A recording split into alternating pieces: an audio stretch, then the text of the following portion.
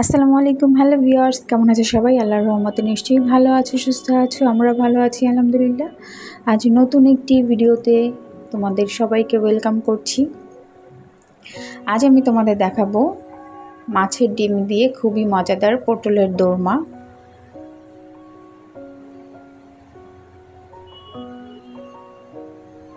তো দেখো, এজন্যে আমরা বড় বড় দেখে পটল নিয়েছি। আর পটলের দোরমাটা একটু বড় পটল দিয়ে করলেই ভালো লাগে দেখতে। তো এখন ওপর থেকে যে আবরণটা আছে সেটা এইভাবে উপর থেকে আঁচড়িয়ে ফেলে দিয়েছি, আর দুই মাথা কেটে নিয়েছি। এক মাথাটা একটু বেশি করে কাটবে, অন্য মাথাটা একটু অল্প করে কেটে নিবে। তো আমরা পটলগুলোকে ভালো করে ধুয়ে নিয়ে এখন দেখো একটি চামচের মাধ্যমে পটলের ভিতর থেকে বিচিগুলো বের করে নিচ্ছি। আর খুব সাবধানে এই কাজটা করতে হবে, আলতোভাবে। চাপ লাগলে কিন্তু পটলটা ভেঙে যেতে পারে। খুব আস্তে আস্তে করে বিচিগুলো বের করে নিতে হবে। তো দেখো, আমাদের সবগুলো পটলের বিচি বের করে নিয়েছি। এখন কড়াইতে তেল গরম করে সবগুলো পটল দিয়ে দিচ্ছি। পটলগুলোকে আমরা একটু হালকা ভেজে নেব। তো এখন পরিমাণ মতো লবণ আর সামান্য হলুদের গুঁড়ো দিয়ে পটলটাকে সুন্দর করে ভেজে নেব।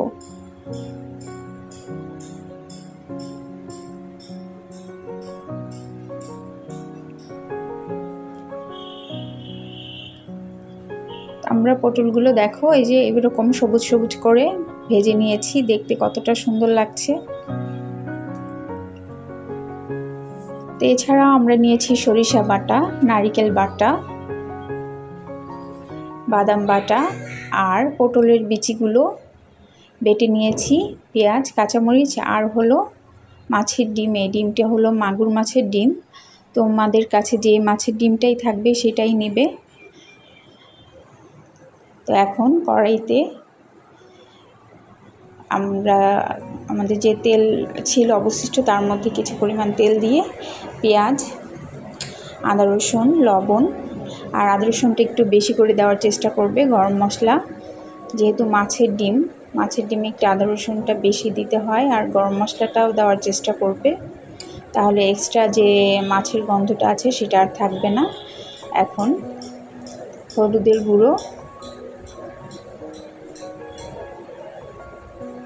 আর মরিচের গুঁড়ো দিয়ে কিছুক্ষণ ভেজে নিয়ে মাছের ডিমটা দিয়ে ভালো করে মশলার সাথে মিশিয়ে কষিয়ে নিতে হবে। আর একটু সময় নিয়ে তোমরা মাছের ডিমটা কষিয়ে নিবে। তো দেখো ডিমটা কতটা বেড়ে গেছে, প্রথমে কতটুকু দেখাচ্ছিল, এখন অনেকটাই ডিম বেড়ে গেছে। তো মাছের ডিমটা আমরা কষিয়ে নিয়ে এখন পটলের ভিতরের যে অংশটা বিচি সহ সেই অংশটা বেটে নিয়েছিলাম সেটা দিয়ে ভালো করে ডিমের সাথে মিশিয়ে নিয়ে কিছুক্ষণ কষিয়ে নিয়ে তার উপর ঝোল দিয়ে দিব। তো ভালো করে কষিয়ে নিয়েছি। এখন সিদ্ধ হওয়ার জন্য পরিমাণ মতো ঝোল দিয়ে রান্না করে নিচ্ছি।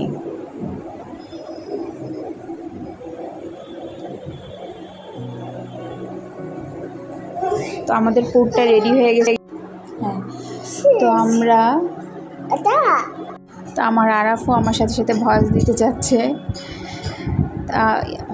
পুরটা থেকে এত সুন্দর স্মেল আসছে, ইচ্ছে করছে এখনই খেয়ে ফেলি। পুরটা খুবই মজা হয়েছে খেতে। এখন একটা চামচের সাহায্যে এইভাবে পটলের ভিতরে পুরগুলো সুন্দর করে আস্তে আস্তে ভরে নিতে হবে। তো রেসিপিটি যদি তোমাদের ভালো লাগে অবশ্যই লাইক করো, কমেন্টস করো, শেয়ার করো। আর যারা নতুন দেখছো তারা অবশ্যই চ্যানেলটাকে সাবস্ক্রাইব করো। যারা ফেসবুক থেকে দেখছো তারা অবশ্যই লাইক দিও, ফলো করো।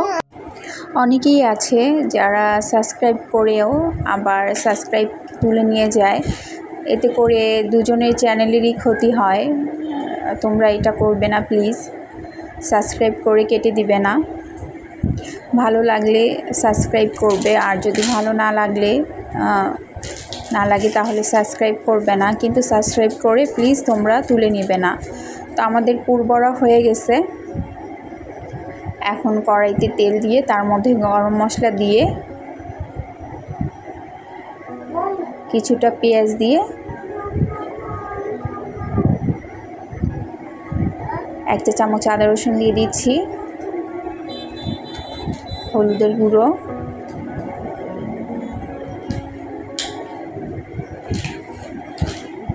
দিয়ে কিছুক্ষণ ভেজে নিয়ে তার মধ্যে পানি দিয়ে এখন মরিচের গুঁড়ো দিয়ে মশলাটাকে ভালো করে কষিয়ে নেব।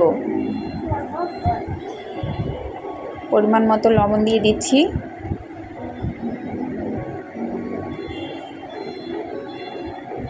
তোমরা অবশ্যই রেসিপিটি ট্রাই করবে। তো এই যে সরিষা বাটা দিয়ে দিচ্ছি, মশলার সাথে ভালো করে মিশিয়ে নিয়ে সামান্য পরিমাণ পানি দিয়ে দিচ্ছি যাতে মশলাটা পুড়ে না যায়। এখন নারকেল বাটা, বাদাম বাটা দিয়ে ভালো করে কষিয়ে নিব। তো ভালো করে মশলাটা আমরা ভেজে নিয়েছি। এখন হাফ কাপ দুধ দিয়ে দিচ্ছি। তোমরা ইচ্ছে করলে টক দইটাও দিতে পারো, যেহেতু বাসায় টক দইটা ছিল না তাই দুধ দিয়েছি, টক দইটা আর দেইনি।